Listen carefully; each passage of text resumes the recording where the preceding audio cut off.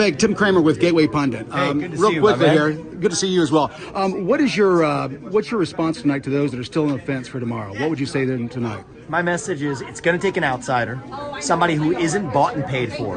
And if you want a candidate who's actually going to shut down the deep state and speak truth to power, then vote for the candidate who's going to speak the truth to you. I'm the only candidate who said I will strip vaccine manufacturers of their special liability exemptions. Then I'm against this CO2 pipeline that the major donors have really controlled every other candidate, every other one, from saying a word about the use of eminent domain for this CO2 pipeline. The only one to say I'm going to pardon peaceful J6 protesters on day one. The only one who can say that even Rana in our own party needs to step aside after 5 failed years of leadership. Not a single other candidate, without exception. Not a single other one can say these things.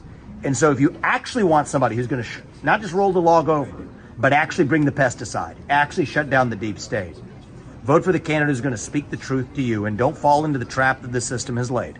It's hiding in plain sight. They want to narrow this to Trump and a puppet who they can control. Eliminate Trump, trot in their puppet. Do not fall for that trick.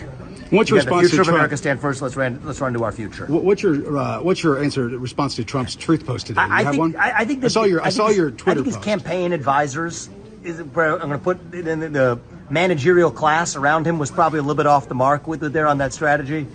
I think the truth is friendly fire isn't helpful, but I'm not going to be criticizing him.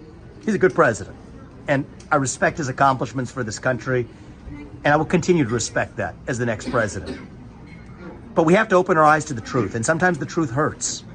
The system, and I've done everything more than anybody else in this race or out of it, to push back against these unjust politicized persecutions. I wrote an amicus brief for the Supreme Court that I think may be better than some of the arguments they're putting up, because I feel an obligation to this country to make sure they do the right thing. But at a certain point, we got to open our eyes and see these people will stop at nothing.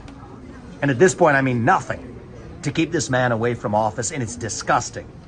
But we owe it to this country and to our founding fathers to make sure America First doesn't end with Trump. It didn't start in 2016. It started in 1776. And so we have a duty to this country to make sure we see this to another 250 years left. That's why I have a duty to this country to not only stay in this to the very end, but I think we're going to be successful in leading this country to our revival. Thank you.